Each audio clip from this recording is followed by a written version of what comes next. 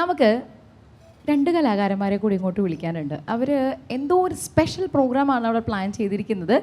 എന്തൊക്കെയാണെങ്കിലും നമുക്ക് അവരെ ഇങ്ങോട്ട് വിളിച്ചിട്ട് ബാക്കി ഡീറ്റെയിൽസ് അവരോട് തന്നെ ചോദിക്കാം. None other than Devaraj and Prathibalan വീണ്ടും ഈ വേദിയുടെ ഭാഗമാവുകയാണ്. വെൽക്കം.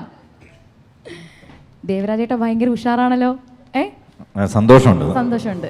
കാരണം എന്താ വെച്ചാലേ പ്രദീപ് ഇപ്പോൾ പറയുന്നു ഇന്നത്തെ ഈ ഒരു വേദി, അതായത് മില്ലേനിയം ദർശന TV, നമുക്ക് ഒരുപാട് നന്ദിയുണ്ട്. കാരണം എന്താ വെച്ചാൽ ഒരു ചെതൽ പിടിച്ച് പോകാണ്ട് ഒരു പൊടിയിടുക എന്ന് പറയില്ലേ, നമ്മൾ മിമിക്രിയൊക്കെ ചെതൽ പിടിച്ച് പോകാണ്ട് എത്രയോ നാളുകൾക്ക് ശേഷമാണ്, ഒരു 6 മാസത്തിൻ്റെ ശേഷമാണ് ശരിക്കും നമ്മൾ വീണ്ടും ഒരു സ്റ്റേജ് ലൈവായിട്ട് ചെയ്യുന്നത്. മറ്റുള്ള ഈ യൂട്യൂബിലൊക്കെ ഓരോ സീരീസ് കാര്യങ്ങൾ ചെയ്യുന്നതല്ലാതെ നമ്മൾ സ്ഥിരമൊരു ഏർപ്പാടെന്ന് പറയുന്നത് സ്റ്റേജ് ഷോ ആണല്ലോ.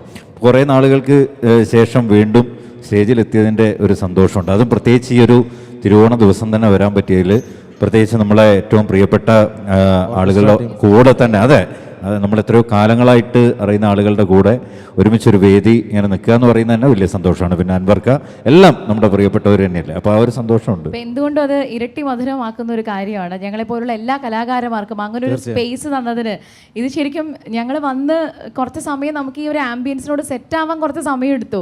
എല്ലാവരും അങ്ങോട്ടും ഇങ്ങോട്ടും കണ്ടതിൻ്റെ സന്തോഷം. അല്ല, അത് കാര്യം എന്താണെന്ന് വെച്ചാൽ അതിനൊരു അത്ഭുതമുണ്ട്. അല്ല, എനിക്ക് തോന്നുന്നില്ല ഇന്ന് വേറെ ചാനലുകൾ എവിടെയും ഇതുപോലൊരു ലൈവ് ആരും ചെയ്യുന്നുണ്ട് എന്ന് എനിക്ക് തോന്നുന്നില്ല. അതെ, സത്യമായിട്ടും വലിയ ഭാഗ്യമായിട്ടാണ് ഞങ്ങൾ എല്ലാവരും ഈ ഒരു അവസരത്തെ നോക്കി കാണുന്നത്. ഈ അവസ്ഥകളൊക്കെ വളരെ പെട്ടെന്ന് മാറട്ടെ. നിങ്ങളുടെ അവസ്ഥ എന്തായാലും വേണട്ടോ. ഇവരുടെ യൂട്യൂബിലുള്ള വെബ് സീരീസിന്റെ കാര്യം ഞാൻ പറഞ്ഞത് അവസ്ഥ എന്നുള്ളതാണ്. മില്ലേനിയം ഫാമിലി തന്നെയാണ് അത് ഒരുക്കുന്നത്. അപ്പൊ നമുക്ക് കാര്യത്തിലേക്ക് വരാം. ഓക്കെ, അപ്പോൾ ഓൾ ദി വെരി ബെസ്റ്റ്. ശരി, താങ്ക് യു പ്രദീപ്. ഓക്കെ, നമ്മൾ ഒരുപാട് സ്കിറ്റുകളൊക്കെ നമ്മൾ ചെയ്യാറുണ്ട്. പക്ഷെ എത്രയധികം സ്കിറ്റുകൾ ചെയ്തു കഴിഞ്ഞാലും ആളുകൾക്ക് ഇഷ്ടമുള്ള ഒരു ഏരിയ എന്ന് പറയുന്നത് അനുകരണത്തിന്റെ ഒരു ഏരിയ ആണ്. അതായത് സിനിമാ താരങ്ങള്, രാഷ്ട്രീയക്കാര് എന്ന് വേണ്ട, അവരുടെ പരിചിതരായിട്ടുള്ള ആളുകളുടെ ശബ്ദം നമ്മളെപ്പോലുള്ള ആളുകൾ ഇമിറ്റേറ്റ് ചെയ്ത് കേൾക്കുമ്പോൾ അതിനൊരു ഇഷ്ടപ്പെടുന്ന ഒരുപാട് ആളുകളുണ്ട്. അതായത് ശരിക്കും മിമിക്രി അല്ലേ. ഷൈജു കുറച്ചു മുമ്പ് ചെയ്തു. ഷൈജുവിന്റെ പിന്നെ എന്ന് പറഞ്ഞാൽ ഈ ഷൈജു എപ്പോഴും ഈ പ്രകൃതിയുടെ പിറകെ പോകുന്ന, അല്ലെങ്കിൽ അതുപോലെ അധികാരം ശ്രദ്ധിക്കാത്ത ശബ്ദങ്ങളിലൂടെ പോകുന്നതാണ്. നമുക്ക് ഒരു ചെറിയ അല്ലേ, കുറെ കാലമായിട്ട് ഒച്ചയനക്കൊന്നുമില്ല, തട്ടിക്കോളും. അപ്പോൾ ഓക്കെ, മുതുകാട് തന്നെ തുടങ്ങാം. അപ്പം മാജിക് അങ്കിൾ എന്ന പേരിൽ മുതുകാട് സാറിന്റെ ഏറ്റവും വലിയൊരു പ്രത്യേകത എന്താണെന്നറിയോ? അതായത് എന്ത് പറയുമ്പോഴും വളരെ വ്യക്തമായിട്ടും കൃത്യമായിട്ടും പറയുന്ന ഒരു ശൈലിയുണ്ട്. അതാണ് പുള്ളിയെ നമ്മൾ ശ്രദ്ധിക്കാനുള്ള പ്രധാനപ്പെട്ട ഒരു കാര്യം. പോസിറ്റീവാണ്. പോസിറ്റീവ് ഇപ്പോൾ എല്ലാവർക്കും പേടിയാണെങ്കിലും മൂപ്പര് ഭയങ്കര പോസിറ്റീവാണ്. ഓക്കെ, അപ്പോൾ എന്തായാലും നമുക്ക് ഗോപിനാട് മുതുകാടിൻ്റെ ഒരു ചെറിയ അച്ഛൻ എന്നോട് സംസാരിക്കണമെന്ന് പറഞ്ഞു. പക്ഷേ എന്തിനെക്കുറിച്ചാണ് സംസാരിക്കേണ്ടത് എന്ന് മാത്രം പറഞ്ഞില്ല. ഖലീൽ ജിബ്രാന്റെ ദ പ്രൊഫറ്റ് എന്ന് പറയുന്ന പുസ്തകത്തിനകത്ത്, പ്രവാചകൻ എന്ന് പറയുന്ന പുസ്തകത്തിനകത്ത് അൽ മുസ്തഫയാണ് പ്രധാനപ്പെട്ട കഥാപാത്രം. ഓർഫാരീസ് പട്ടണത്തിലെ തൻ്റെ 12 സംവത്സര കാലത്തെ ജീവിതത്തിന് ശേഷം അദ്ദേഹം സ്വന്തം ജന്മനാട്ടിലേക്ക് തിരിച്ചു പോകുമ്പോൾ ആ ഗ്രാമവാസികളെല്ലാം തന്നെ അദ്ദേഹത്തിൻ്റെ ചുറ്റും കൂടുന്നുണ്ട്. അടിപൊളി. ഞാൻ ചെയ്യുമ്പോൾ ഈ കൈയടിക്കുക, ഈ ചെയ്യുമ്പോൾ ഞാൻ കൈയടിക്കുക, അങ്ങനെയാണ്. ഓക്കെ, അപ്പോൾ എന്തായാലും അടുത്തത് ബാബുരാജിൻ്റെ. ഓക്കെ, നമുക്ക് ബാബുരാജിനെ കുറിച്ച് നമ്മൾ പിന്നെ കൂടുതൽ ഇവിടെ പറയേണ്ട കാര്യമില്ല. ഒറ്റ സിനിമ മതി, എപ്പോഴും നമ്മുടെ മനസ്സിൽ പുള്ളിയുണ്ട്. വില്ലനായിട്ടാണ് വന്നതെങ്കിലും നമ്മൾ ഒരുപാട് ചിരിപ്പിച്ച സോൾട്ട് ആൻഡ് പെപ്പറിലെ ആ ഡയലോഗ് തന്നെ മതി. Okay, ready. ഞാൻ നമ്മുടെ SBIയിലെ മേനോ സാറിൻ്റെ വീട്ടിലായിരുന്നല്ലോ ആദ്യം. മേനോ സാറിൻ്റെ മകളെ കാളിദാസ സാറ് പെണ്ണാണ് വന്നു. നമ്മുടെ കാളിദാസ സാറ് മെനഞ്ഞാന്ന് സാറ് വരുമെന്ന് കരുതി നല്ല പുളിയിലിട്ട ചുട്ടമീൻ, ഇന്നലെ നാടൻ കോഴിക്കറി ഒക്കെ ഉണ്ടാക്കി വെച്ചു. എന്നിട്ട് എന്തുട്ടാ ഒക്കെ ഞാൻ തന്നെ തിന്നിർത്തു. ഒന്ന് വിളിക്കാനായിട്ട് സാറിനൊരു മൊബൈൽ വാങ്ങിയാലെന്താ? അല്ലെങ്കിലും കുടിയന്മാർക്ക് ഇവിടെ ചോദിക്കാനും പറയാൻ ആരുമില്ലല്ലോ. ശശിയേട്ടാ 2 രാധാസ്. അപ്പം ഇനി കുറേ നാളുകൾക്ക് ശേഷം നമ്മളൊന്നും കൂടി ഇന്ദ്രജിത്തിലേക്കൊന്ന് പോവാം. ഓക്കെ, അതെ, ഇന്ദ്രജിത്ത് പല സിനിമകളിൽ അഭിനയിച്ചിട്ടുണ്ടെങ്കിലും ഇപ്പോഴും നമ്മൾ ഒരു സ്റ്റേജിൽ ചെന്ന് പറയുന്ന സമയത്ത് ഏറ്റവും അധികം ആളുകളുടെ മനസ്സിൽ വരുന്ന ഒരു കഥാപാത്രം അത് തന്നെയാണ്, ആ ഡയലോഗും അതാണ്. ഓക്കെ,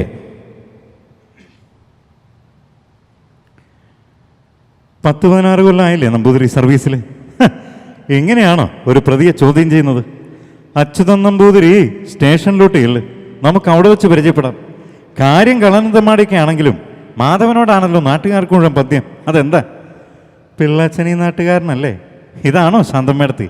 ശാന്തമ്മേടത്തിയേ പിള്ളച്ചനായിട്ട് ലഫായിരുന്നല്ലേ?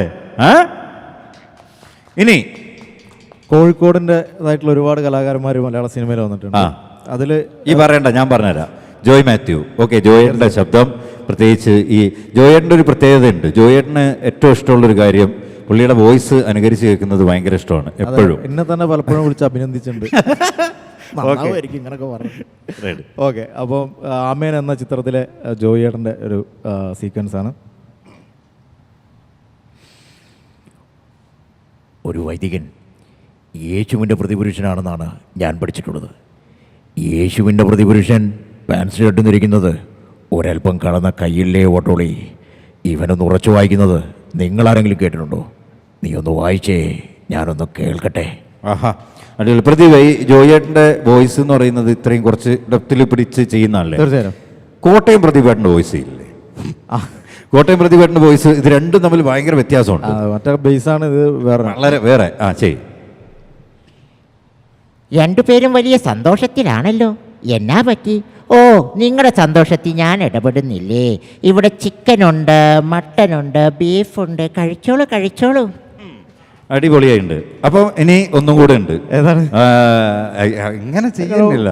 ദുൽഖർ സൽമാൻ. ദുൽഖർ. ഓക്കെ, ഓണമൊക്കെ അല്ലേ? ഇപ്പം നമുക്ക് DQൻ്റെ ആരാധകർക്ക് വേണ്ടി, നമ്മുടെ പ്രോഗ്രാം കണ്ടുകൊണ്ടിരിക്കുന്നവർക്ക് വേണ്ടി DQൻ്റെ ഉസ്താദ് ഹോട്ടൽ എന്ന് പറയുന്ന ചിത്രത്തിലെ ആ ഒരു ഡയലോഗ്.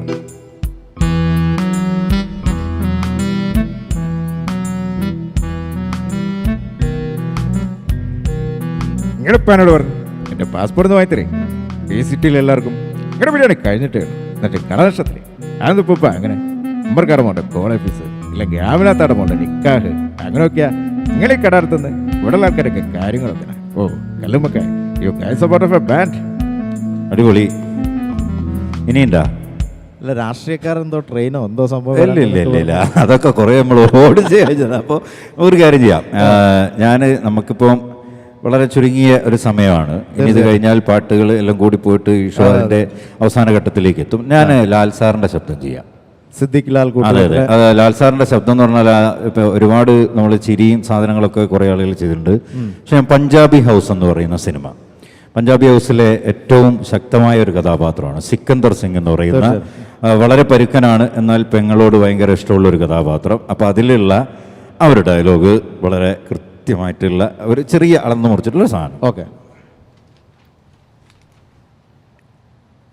കൊടുക്കാമെന്ന് പറഞ്ഞു. അമ്മമാർ ചോദിക്കുന്ന എന്തും കൊടുക്കാമെന്ന് ഞാൻ പറഞ്ഞു. പക്ഷേ എൻ്റെ പെങ്ങൾ മാത്രം തരില്ലാന്ന് ഞാൻ പറഞ്ഞു. അങ്ങനെ വലിച്ചെറിഞ്ഞ് കളയാൻ മാത്രം എനിക്കൊരു ഭാരമൊന്നുമല്ല അവള്. നിന്നെ സ്നേഹിക്കാൻ കഴിയുന്ന ഒരുത്തൻ, അങ്ങനെ ഒരുത്തൻ ഈ ലോകത്ത് എവിടെ ഉണ്ടെങ്കിലും ഈ പയ്യ കൊണ്ടുവരും. അവനെ എന്തും കൊടുക്കും, എൻ്റെ ജീവൻ പോലും. ജീവൻ വരെ ത്യാഗം ചെയ്യാൻ തയ്യാറുള്ളവരല്ലേ പഞ്ചാബികൾ. അവളും ത്യാഗം ചെയ്യട്ടെ. ഹറേ സാലേ ഹറാമി.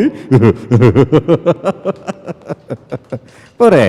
തീർച്ചയായിട്ടും പോരെ. അപ്പോൾ എന്തായാലും വളരെയധികം സന്തോഷത്തോടു കൂടി ഈ ഒരു ദിവസം ഞങ്ങൾക്ക് ഇങ്ങനെ ഒരു വേദി ഒരുക്കിയതിന് ദർശന TV-യോടും മില്ലേനിയത്തോടുമുള്ള പ്രത്യേക നന്ദി ഞങ്ങളുടെ എല്ലാ ടീമിൻ്റെയും പേരിൽ അറിയിക്കുകയാണ്.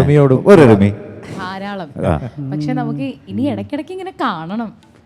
അതിന് ഇവരൊക്കെ തന്നെ വിചാരിക്കണം. അതൊക്കെ നമുക്ക് ഈ ഒരു അവസരത്തിലല്ലേ പറയാൻ പറ്റുള്ളൂ. അപ്പൊ thank you so much. Thanks lot. ഗംഭീര പെർഫോമൻസ് ആയിരുന്നു കേട്ടോ. കുറച്ച് സമയമാണെന്നുണ്ടെങ്കിലും ചില ഓർമ്മകളിലേക്ക് നമ്മളെ കൊണ്ടുപോകുന്നത് ഒരു വല്ലാത്തൊരു ഫീലാണ്. ഒരു കാര്യം കൂടെ പറഞ്ഞില്ല, നമ്മളെ അവസ്ഥ അത് സിറ്റുവേഷൻ എന്നുള്ള ചാനലൊന്ന് സബ്സ്ക്രൈബ് ചെയ്യാൻ, ഇല്ലെങ്കിൽ ദുരവസ്ഥയായി പോകും. അത് പറയണോ? അല്ല, അതിൻ്റെ ഒരു കാര്യം എന്താ അറിയോ? ഇപ്പം നമുക്ക് പരിചയമില്ലാത്ത ഒരാൾ, നമ്മളെ കുറേ കാലമായിട്ട് ഫേസ്ബുക്കിലൊക്കെ നമ്മളെ ഫ്രണ്ട്സ് ആയിരിക്കും, അങ്ങനെയുള്ള ആളുകൾ വളരെ അപ്രതീക്ഷിതമായിട്ട് ഒരു ഹായ് വന്നു കഴിഞ്ഞാൽ അപ്പം മനസ്സിലായിക്കോളുക പിറകെ ഒരു യൂട്യൂബ് ചാനലിൻ്റെ ലിങ്ക് വരുന്നുണ്ട് എന്നുള്ളത്. അപ്പോൾ അത് സാധാരണ, കാരണം ഈ ലോക്ക്ഡൗൺ കാലഘട്ടത്തിൽ ഏറ്റവും കൂടുതൽ ആളുകൾ തുടങ്ങിയിട്ടുള്ള സാധനം യൂട്യൂബ് ആയിരിക്കും. എല്ലാവരും സ്വയം പ്രൊമോട്ട് ചെയ്യുകയാണ്. നമ്മളെ സംബന്ധിച്ചിടത്തോളം നമ്മൾ ഇവിടെ മില്ലേനിയുമായിട്ട് തന്നെ സഹകരിച്ചുകൊണ്ടാണ് നമ്മളെ ചാനൽ പോകുന്നത്. എന്നാലും ഇതൊരു പ്ലാറ്റ്ഫോം തന്നെയാണ് നമുക്ക്. അതുകൊണ്ടാണ് അവസ്ഥ ദ സിറ്റുവേഷൻ നമ്മുടെ യൂട്യൂബ് ചാനൽ സബ്സ്ക്രൈബ് ചെയ്ത് ഞങ്ങളെ കൂടെ ഉണ്ടാവണം എന്ന് ഈ തിരുവോണ ദിവസം വിനീതമായി അഭ്യർത്ഥിച്ചുകൊണ്ട് ഇനി അധികം പറയേണ്ട പതിവ്. Okay, thank you. വേറൊരു ലിങ്ക് ഞാൻ അയക്കാം കേട്ടോ.